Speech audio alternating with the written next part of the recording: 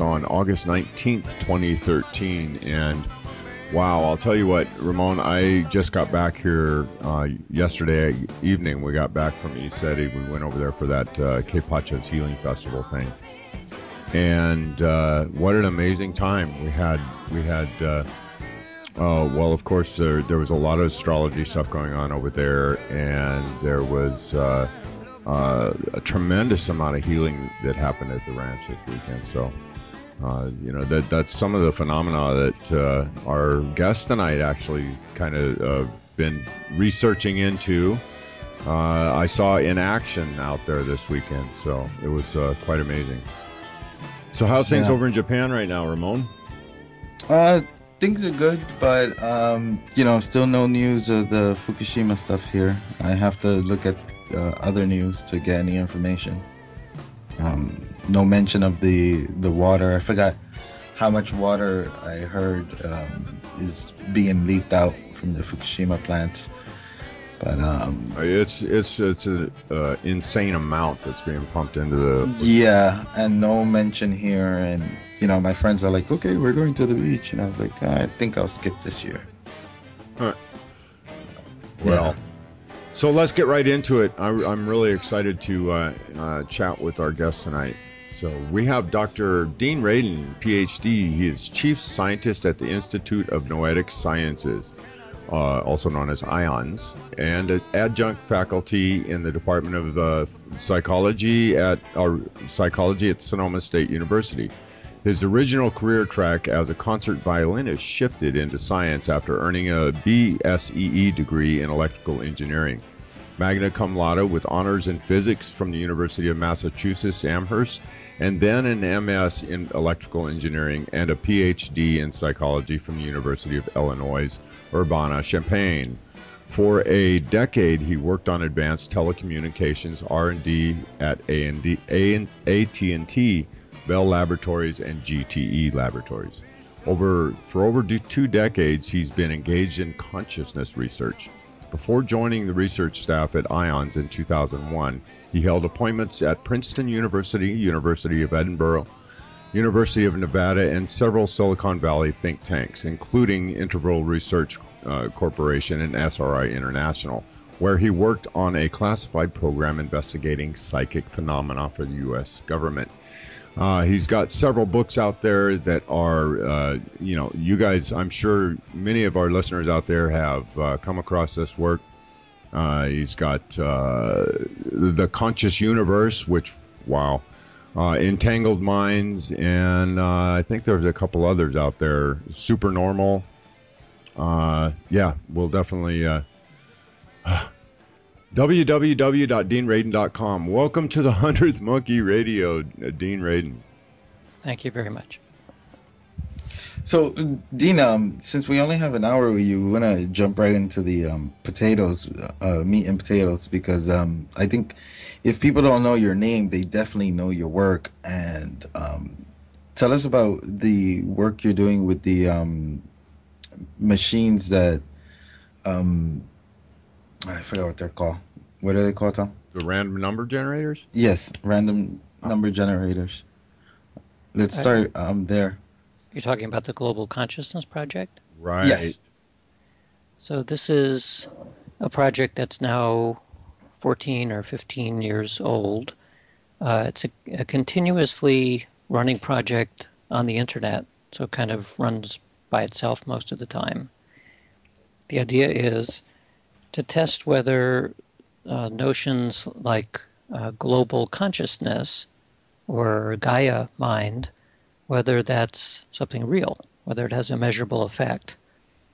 There are many people who have discussed the possibility that if you think of the Earth as a living organism, which it is, that the degree of complexity in the interactions on the Earth are somewhat similar to the level of complexity and interactions in the human brain, and maybe that gives rise to a certain degree of self-reflective awareness, in which case the planet could literally not only be alive, but be aware, have some kind of awareness.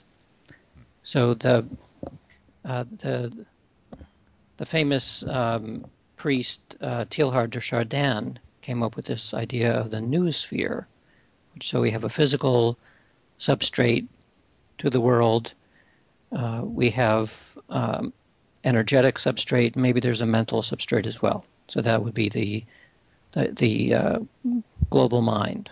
And of course, Carl Jung talked about the collective unconscious. So the way we set about to test if such a thing actually exists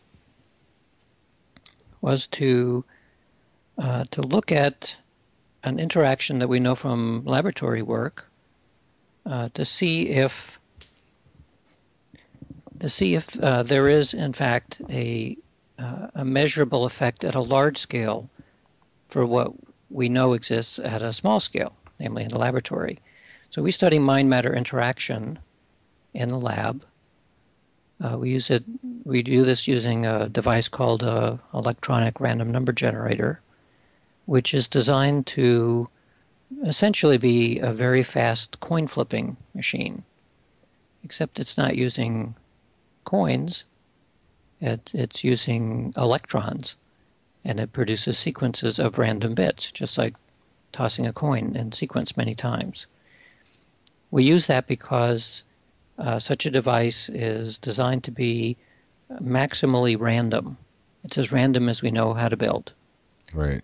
And so if order appears, it doesn't matter where the order appears from, but if it appears anywhere, then you'd be able to use statistics in order to see that the randomness is going away and order is replacing it. So we make a simple hypothesis that mind and matter are related in some way.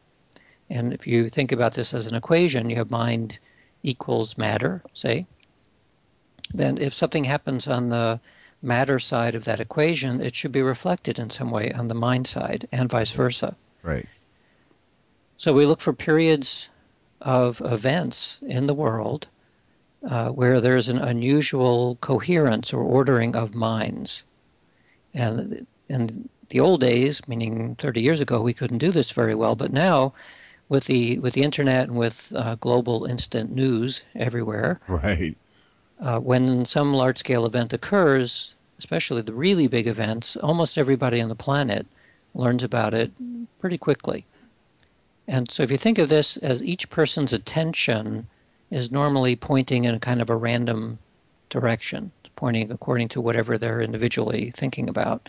But when everybody's attention is all focused on the same thing, they all read about or hear about the same event, then it's almost as though there's, if you think about the arrows of attention, they're all pointing in alignment, they're in coherence. That's a very unusual form of mental order on a global scale. So we have 65 to 75 random number generators in major cities around the world. They're running all the time. Every 5 minutes they send a summary of their results up to a web server in Princeton, New Jersey. And we're able to then track how randomness is changing on a worldwide basis in correlation with what's happening in terms of an inferred level of coherent mind around the world. So we takes as an example an act of terrorism. Well, people hear about such big events like that pretty quickly. So we're alerted to the same kind of event. We look at the type of event and judge how long we think worldwide attention is going to be focused on this one issue. Right. Generally, big earthquakes and terrorist events and that sort of thing they kind of occur and go away within a couple of hours in terms of large-scale focused attention. So we then say, okay, we're going to look at it for this period of time, whatever it happens to be, a couple of hours, and then we look into the random data to see, is that data in accordance with chance expectation or not?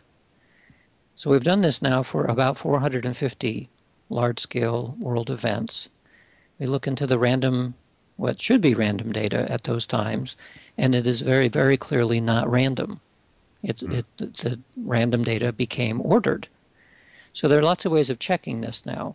One way is to say, what if you just simply imagine a timeline that goes for 15 years, say, and there are little tiny pockets of 450 events scattered throughout this 15-year timeline. Those are the events that we've studied. Those are the ones that big events have occurred.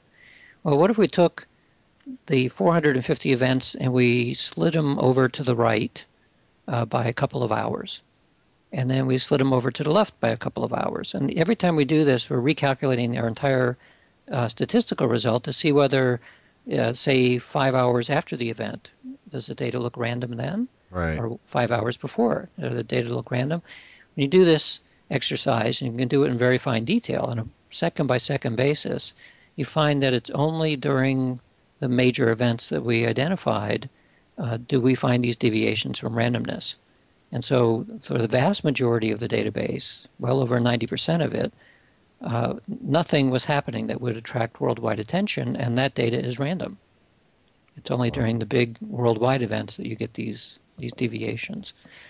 So one way of interpreting this, then, is that there is something like a worldwide or a mass consciousness effect that we are detecting in the random generators, and the effect would not only, well, we predict that the effect would not only occur in the random generators, but actually occur in everything.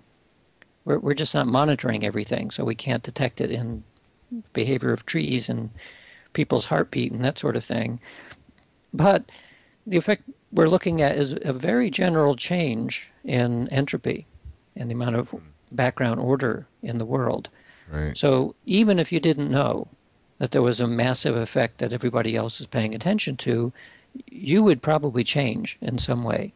You might sense it, your body would feel it, and you may not know what to link it to. I mean, it wouldn't have any meaning that you would suddenly feel your heart beating faster or something like that.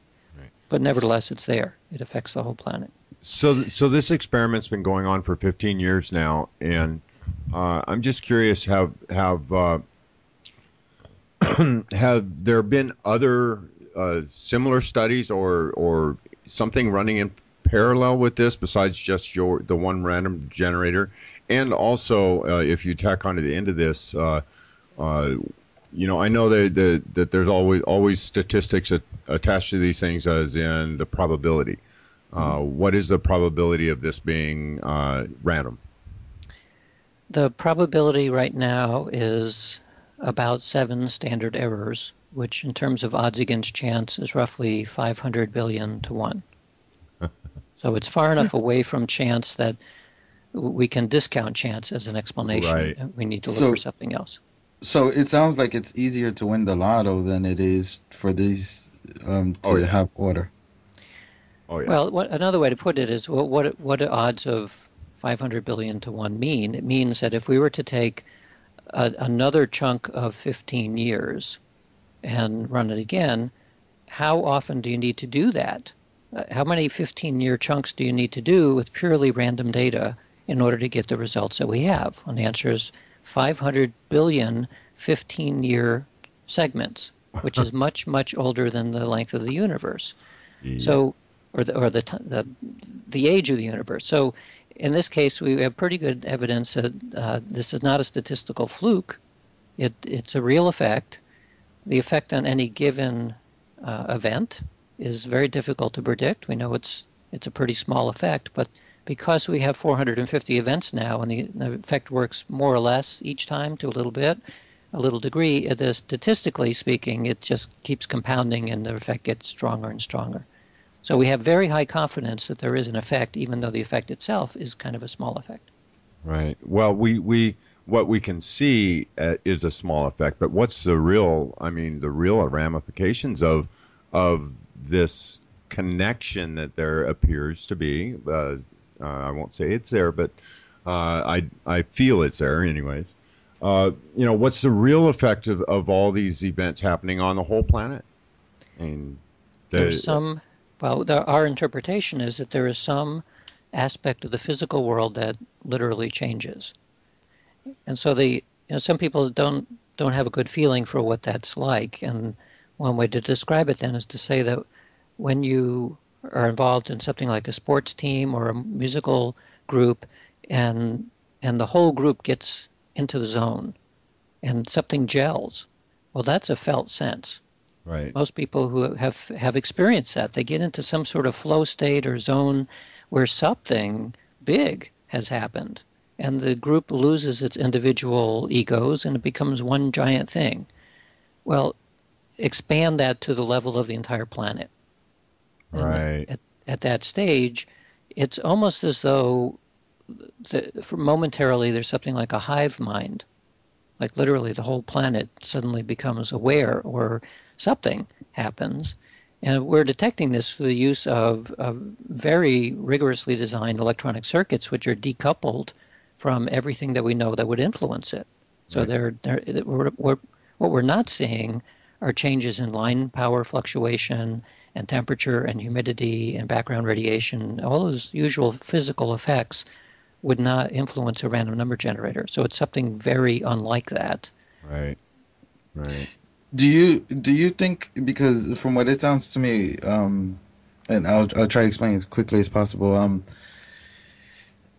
Do you think that something like this can happen continuously, where you say, so for example, let's take on either 9/11 or the big earthquake here in Japan that everybody focused attention, and people were telling me what was happening in Japan, before I even knew it myself. Mm-hmm.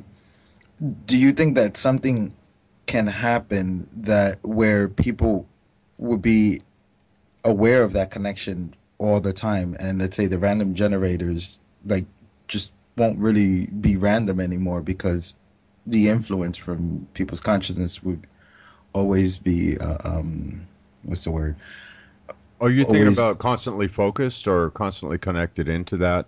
Well, you know how they always say that we're coming into a time period where we're going to realize that we're all one thing, that everything is one thing. And these experiments, from what it sounds to me, it sounds like people come into that focus really briefly during these disasters, or during, football games. Right. Like, for example, when the Giants won, the whole city roared and you heard it no matter where you were. So I'm just wondering if something can happen to us as a species where this becomes consistent, and no longer you'll be able to use your random generators, because it would just be a consistent thing. Do you understand what I mean, or did I lose you? I think I might understand. The random generators are, well, I guess I can understand what you're saying. One of the issues is, are there people out there now who are so sensitive to this that they basically are aware of this kind of connectivity worldwide? Mm-hmm. And the answer is probably yes.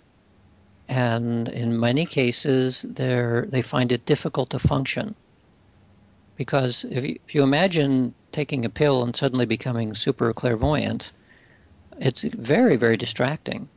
It's like your worst nightmare, because you lose the sense of your own self, and you might start paying a lot more attention to things going on around you, and you'll step into the road and get squashed by a car. So many of the emails that I receive from people are saying that they're too psychic. They want to turn it off because you become non-functional if you don't know how to turn it on and off. Right. So I think it's probably not such a great idea that we're evolving towards a state where everybody essentially knows everything about everybody else, because we can't operate as independent bodies in that form. We may need to evolve into a completely different kinds of species, or perhaps energy creatures, or who knows what, in order to be able to effectively live in that way. Yeah. As long as we're walking around in bodies, we have to pay a lot of attention to here and now. Yeah. You know, I can attest to a lot of people that I know who have quite a few gifts along those lines, and have gained quite a bit of control over being able to function in society with their gifts, being able to turn them on and off. But that's a learned thing. So it's learned, and for people who are not fortunate enough to be able to learn, they get in serious trouble. Right. So think of this from an evolutionary point of view, that if humans have been around in our current form for hundreds of thousands of years, then evolution would shape us today to be people who, for the most part, aren't very psychic, or at least we don't realize that we're very psychic. Because, as I said, the people who end up, if they're lucky, being trained as shamans or as oracles, they're identified as children, and they're treated specially because they know they have a special talent. But how many people walking around the cities today are being trained as shaman? Not very many. They're usually given drugs so that they remain sedated. Right. Because otherwise they can't function. So have you looked at the influences of different types of radiation that are coming into the planet now? The different stuff that's coming off the galactic center, the cosmic wind, so to say, energetically. Have you looked at any of those influences on any influence that may be quantifiable statistically? I haven't done that, but a colleague of mine did an interesting study looking at ESP experiments in relationship to the local sidereal time, which is time as told by the stars. Right. What he found was that there are 2 times during the star day where there's a very significant change in psychic performance in laboratory tests. At 1800 hours, local sidereal time, psychic performance goes to 0, basically, disappears. Right.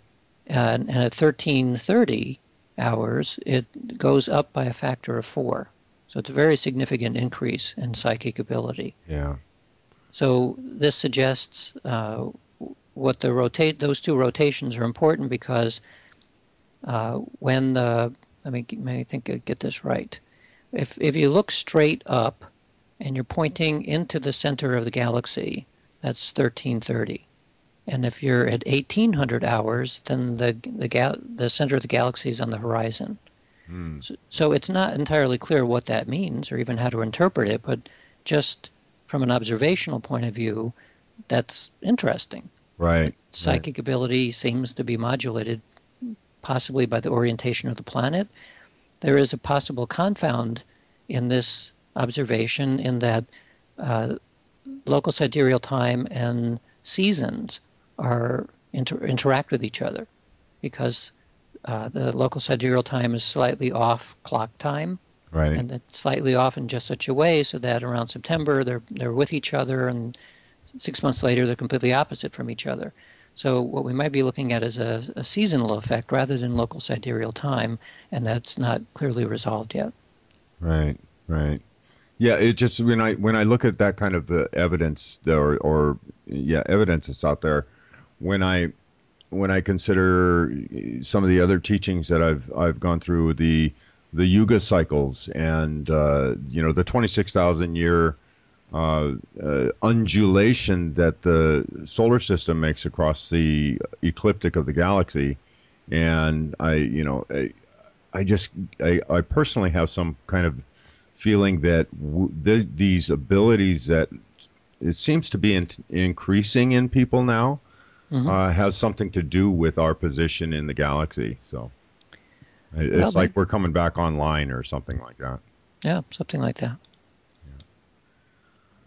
Yeah, that's actually a good point, Tom, because it kind of reminds me of a satellite. When the satellite is, not over the right area, then you don't get any signal. Right. So, Right. um, So some of us early on were joking that when you look straight up and you're looking into the center of the galaxy, and people become more psychic, that's because that's where the mothership is parked, and Yeah. and sweeping away the inhibitory beams that are coming from somewhere else to keep us less psychic than we ought to be. Right. The wet blanket. Gotta Right. have it. So you found some really interesting effects that you weren't really looking for. I don't believe the precog uh, event or anomaly that you found, where uh, some of these responses seem to happen before the events. Right. We found this first in 9/11 because we were looking at that data probably more closely than other events. And it looked like there was about a 3-hour precursor to the event itself. So from 9/11 to about a week afterwards, a very strong deviation in the random generators. But the trend was already evident roughly 3 hours beforehand. Wow. So we then went back and looked at other events that we call impulse events. These are things that happen unexpectedly and are fast. It happened and it's over. To see whether when one of these impulse events occurs, especially unpredicted ones like earthquakes, is there a precursor? And so the approach that one of my colleagues took, Roger Nelson, who's the prime mover on this project, he looked at earthquakes of magnitude 6 or greater and found that when the earthquakes occurred on land surfaces, so people were involved, that there did seem to be around 2 to 8 hours a trend that began to develop before the earthquake actually hit. So this either suggests that there's some aspect of consciousness, perhaps consciousness with a big C, rather than an individual consciousness that can feel something big about to unfold. Wow. And of course, we have other experiments that we do in the laboratory to see whether it's possible, even in principle, for an individual to feel what's about to unfold. And there's actually very good evidence that on an individual basis we can do that. So it becomes less surprising that it may also happen on a mass scale. Yeah. With all the work that you guys are doing, and you're basically saying, here's the proof. Here's the scientific proof that this stuff is real. How come how come it hasn't taken on? I mean, I get so frustrated when I look out there at, our Newtonian physical structure, the whole academic structure is, it's got to be solid. It's got to be real. If I can't touch it, you can't prove it. I don't know. It gets a little frustrating from my end. I can imagine what it's like for you. Is the academic world starting to soften up to the alternative researchers? That's the best word I can come up with right now. Well, we regard what we're doing as standard science, which it is, but just applied to questions that in the mainstream they don't consider. They don't look at it. And one of the things that I've learned over the years is that the majority of scientists actually find this stuff fascinating. Many of them are involved in their own practices, whether it's meditation or yoga or something, and they've had their own experiences like this. This is what all the surveys indicate. So why is it so difficult then to publish this work in mainstream journals? We do publish this work in mainstream journals, but from a science reporting perspective, primarily the so-called serious media, it's almost always treated in a lighthearted, dismissive fashion at best. And so why does that happen? Well, for one thing, the number of people who effectively control, I don't use that word with a negative connotation, but simply the ones who have their fingers on the serious media. Right.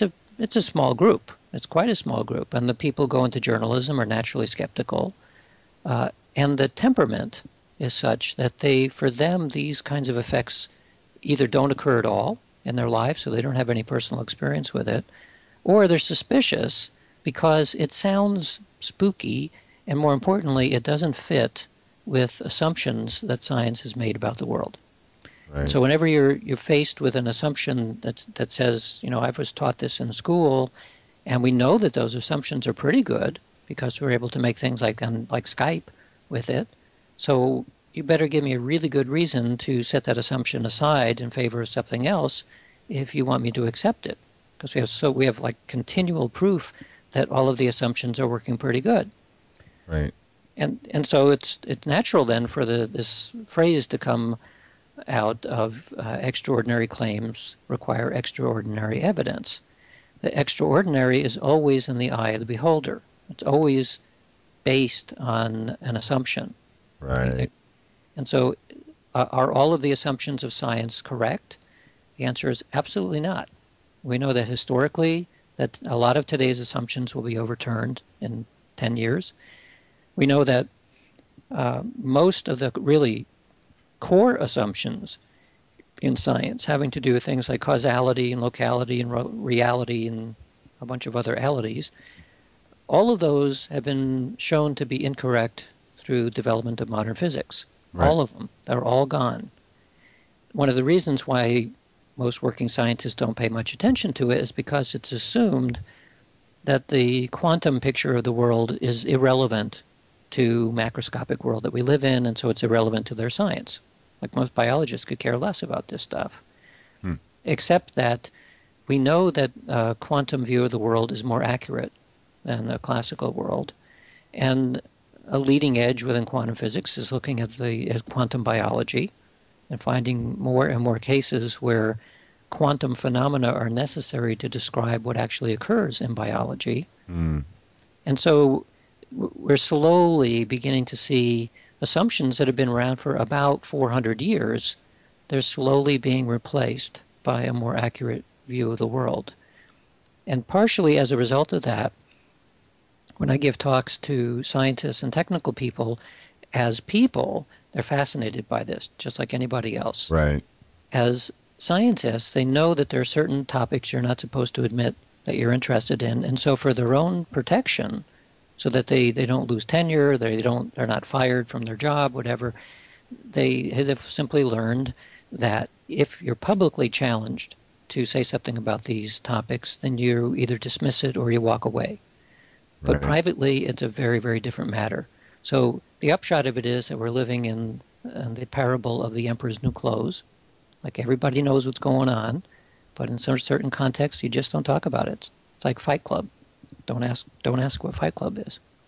I suppose. I suppose looking forward, we have attrition that will happen, and we'll get new blood in there, and yes, yeah. Younger. We're younger turning people, a big battleship here. It's a huge battleship, and there's a lot of vested interests in it, not only from a personal career perspective, which is the case in science, right? But there are many vested interests out there that basically don't want to shake the boat too much because they're afraid that whatever power or influence that they have might go away. And so you think about each individual doing that to a little degree, and now you multiply by 7 billion, that's a lot of inertia. Yeah, very true. Very true. Well, on the optimistic side of things, like I said, we have new blood coming in, and we're, from my perspective, doing the radio show and talking to different people all the time, we're definitely seeing a huge uptick in the consciousness on this planet, as far as people becoming aware of what's really going on to a much deeper understanding than ever before in our history. Mm-hmm.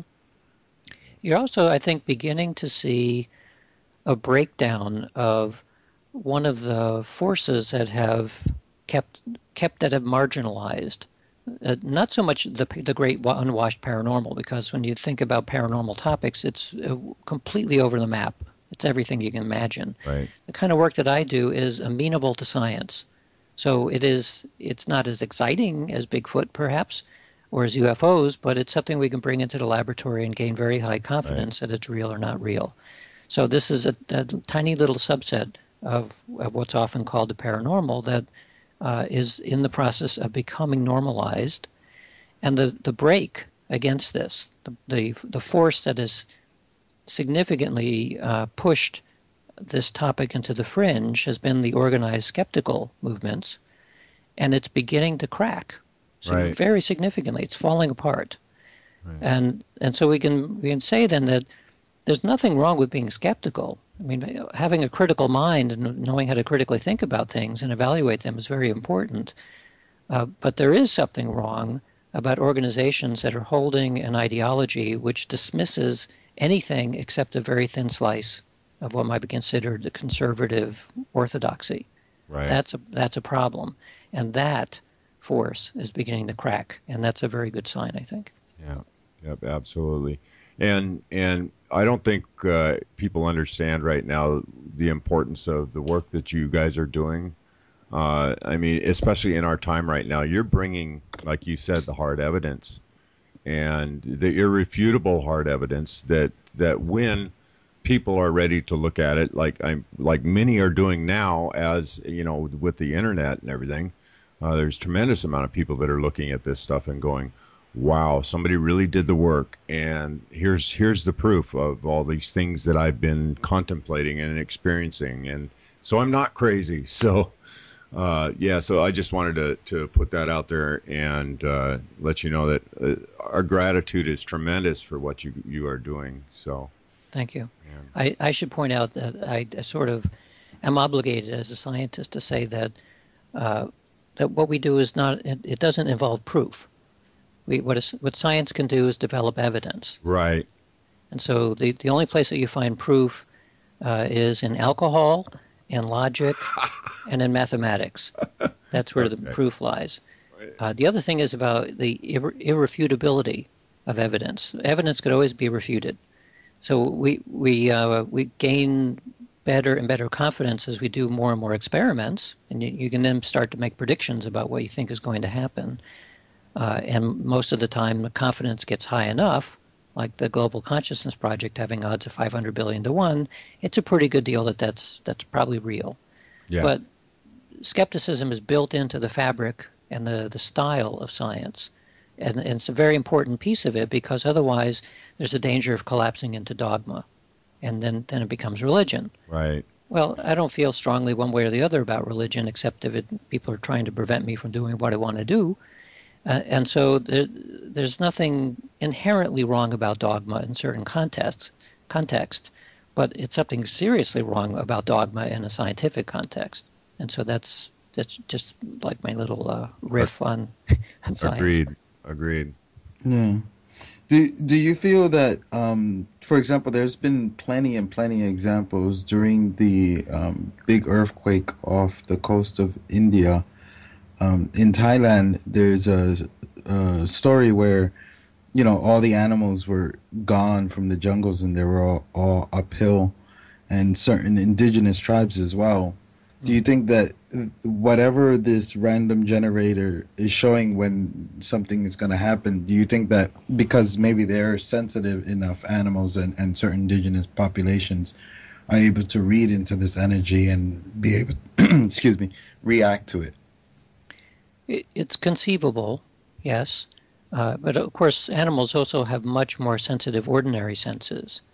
And so elephants, for example, are very good at picking up infrasound, very, very low frequency sounds that we can't hear at all. And so if toes. And maybe their ears. So if they can feel that, and we know they communicate at long distances by stamping their feet, so they can feel these vibrations.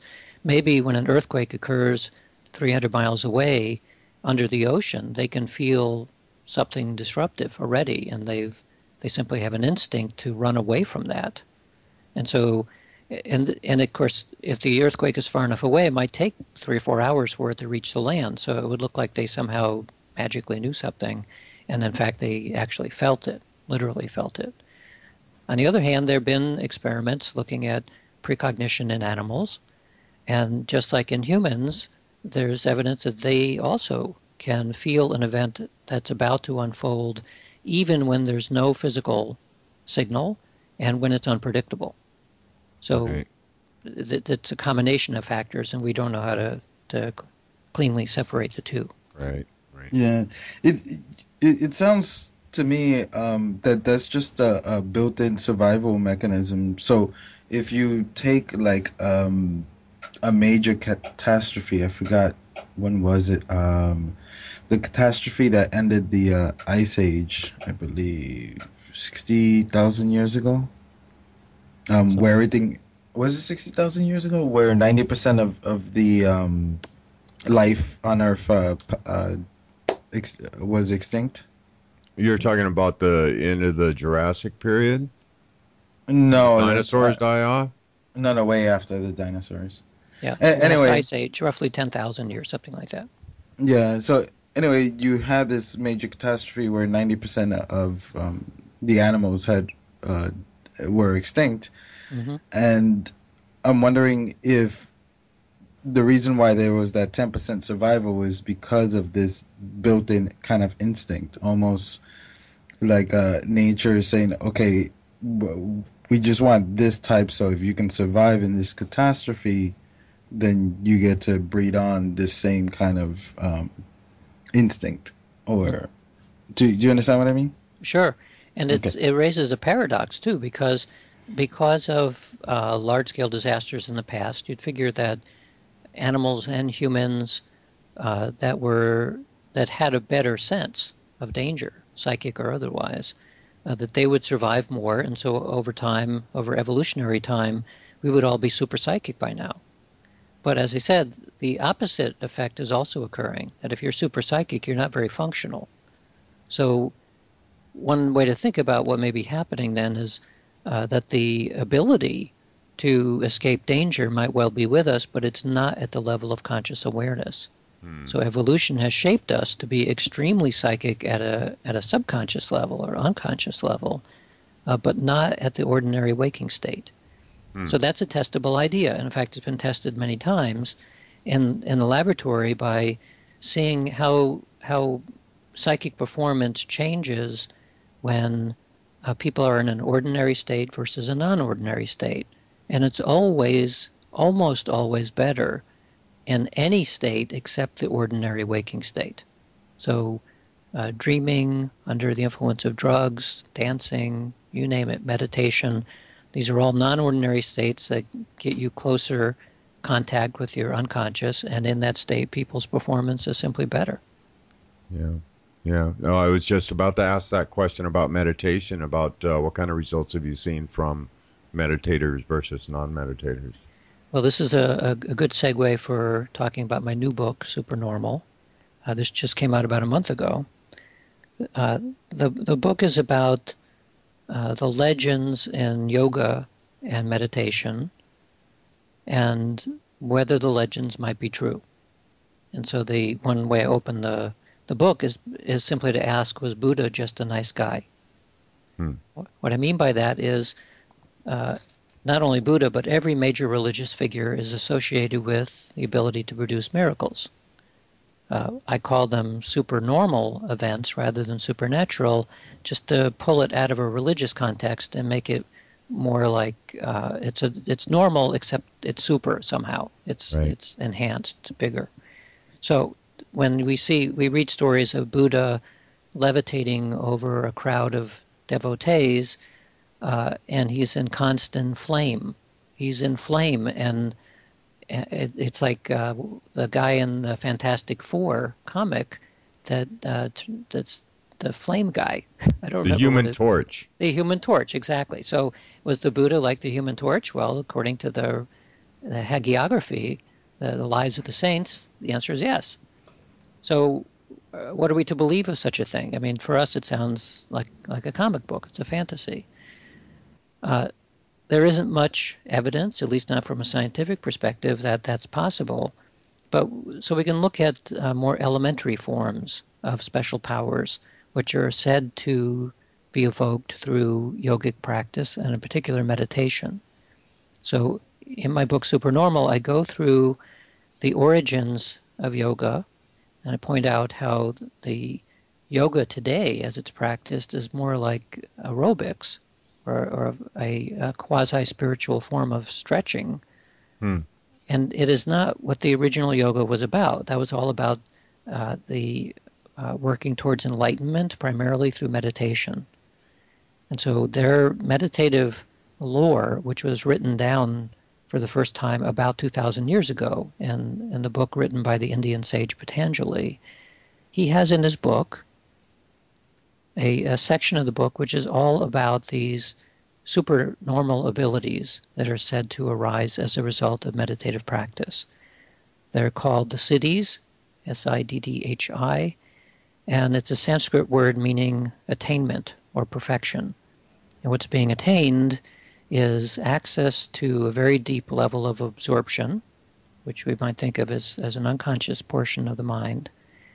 And at these deep states, the distinction between the self with a small s and the self with a large S, or you can think of it more as consciousness with a small c or with a large c, that distinction begins to dissolve.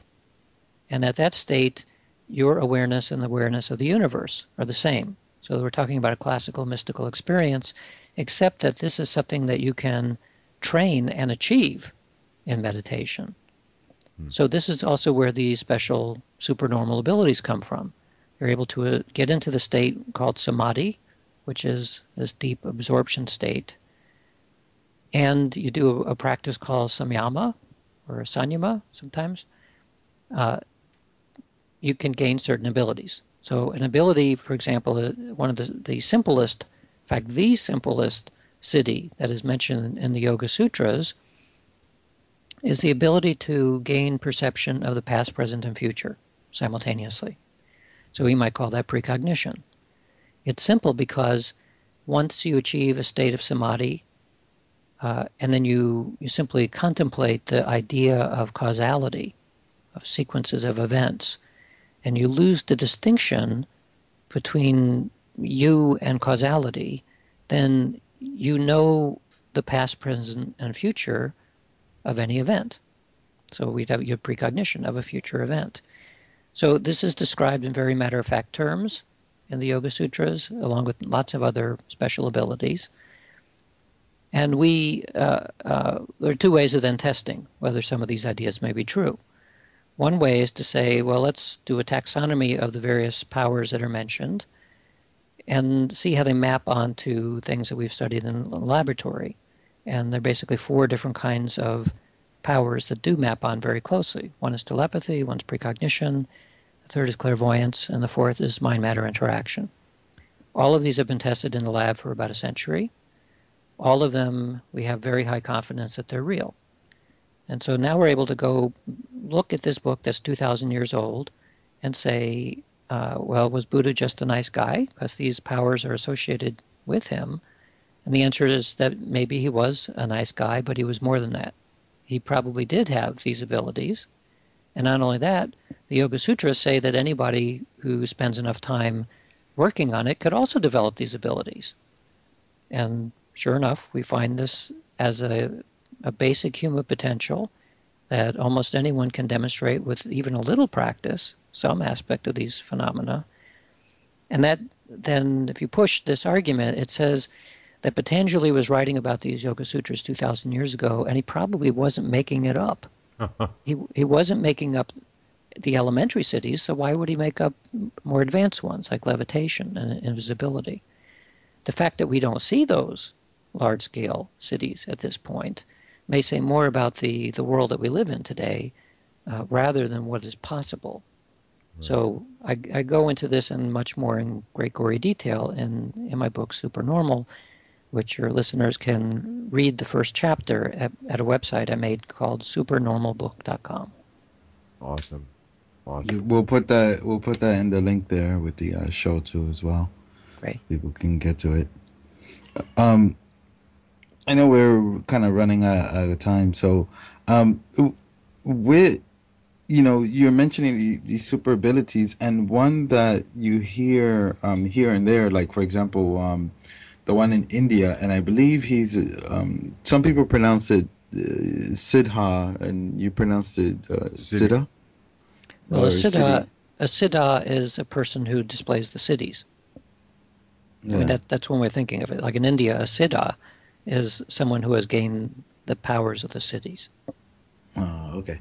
And there's one gentleman in particular that he was tested for 3 weeks. He's about 70 years old, and he went 3 weeks in the lab without eating or drinking any water, which everybody knows that. And yeah, and you mentioned absorption too, and that actually that picture popped into my head when he said that, Ramon. Yeah. Yeah, you're talking maybe about a guy named Prahlad Jani, Yes.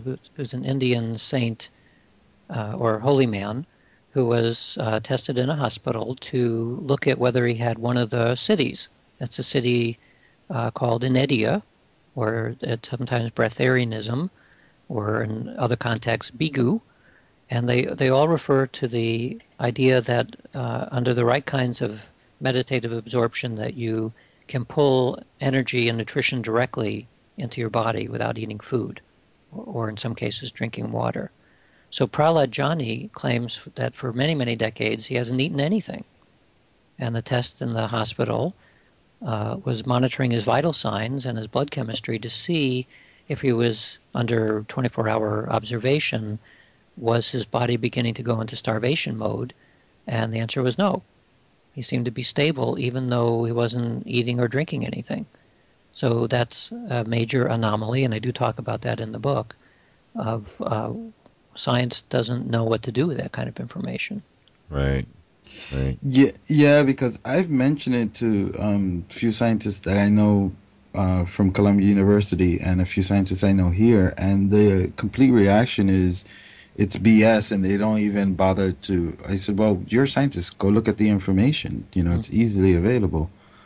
But No, it's such an allergic reaction that they get. It's a major, major challenge to everything else that we know about nutrition. Right. And yet, if you think about why do we eat in the first place? Well, we eat because we're gaining ordered energy. That's the reason that we eat stuff. If you think about the body would fall apart very quickly unless we were constantly pushing against entropy. Entropy is trying to pull us down and randomize us and make us fall apart. But so the body is kind of an engine that is constantly creating order, keeping the body orderly.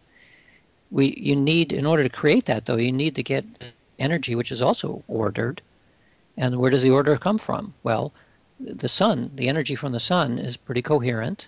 It's absorbed by plants. Animals eat the plants. We eat the animals. That's what we're getting. We're getting this ordered energy.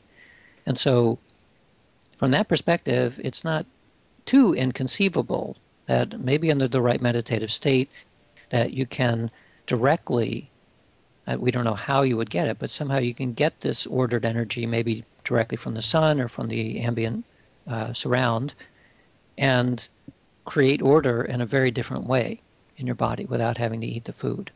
So what I just said is, of course, complete speculation, but because the idea of Inedia is so challenging that we don't really have a good explanation for it. Right.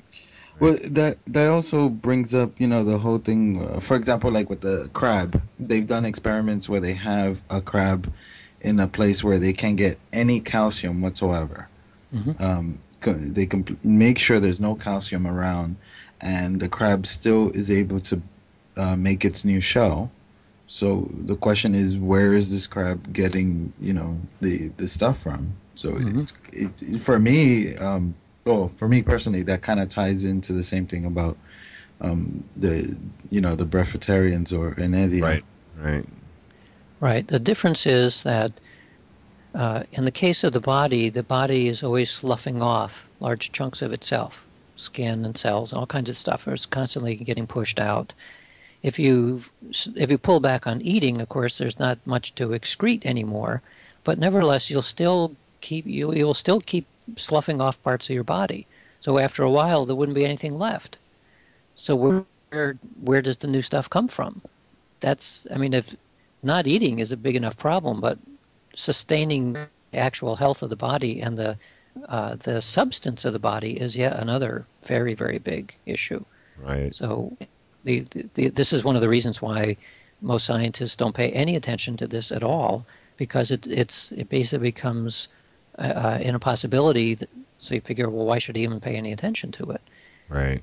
I think because there are hundreds of people who are doing practices where they either severely limit or stop eating altogether, there are plenty of people out there who could be tested, but there's virtually no money available anywhere to do a proper scientific test to make sure that this is actually a real thing. So again, there's vested interests, like the people who make Twinkies, that want us to eat, and so they're not so interested in finding ways of making people stop eating. Right, right. Well, I have nothing against Twinkies, by the way. I think it's well, they perfectly quit fine making product. those, by the way. There are kids. They started making. No, they came back. They're making them again. Oh, they did. Yeah. Oh well. Yep. They've come back. Same last forever recipe, I'm sure. Yeah. Oh. Same healthy stuff. Well, Dean, you're doing some fantastic work out there, and man, just keep it up. And I'm seeing things change, and even the attitudes of the scientific community towards it. I mean, I've really seen it ease up on consciousness itself, and so I'm very optimistic about our future and us all getting on board, and some real recognition for some of these people that have been doing the work behind the scenes for all these years will finally be acknowledged, I think. So it's good stuff. I love it. Good. Thank you. I think, by the way, that it won't be the 100th monkey. It'll be more like the 10,000th monkey that is necessary to push this significantly. But it's true that every additional monkey is going to help. That's right. It's getting there. Yeah. It's definitely getting there. Yeah. Anytime you want to come back on, or if you have more time for us to do, a longer show next time, because I feel that we just barely touched into your information. We did. So anytime, you're more than welcome. Just give us drop us an email, and we'll bring you right back on. I will. All right. Well, I want to thank everybody for joining us, and again, thank you, Dean. And like I said, keep up the great work. And everybody, I would urge you to check out his new book, Supernormal. You can find it at the link right below on this page. So, love you guys, and we will see you in the next show. Condemnation without investigation is the height of ignorance. The love you deny is the pain you carry. Namaste.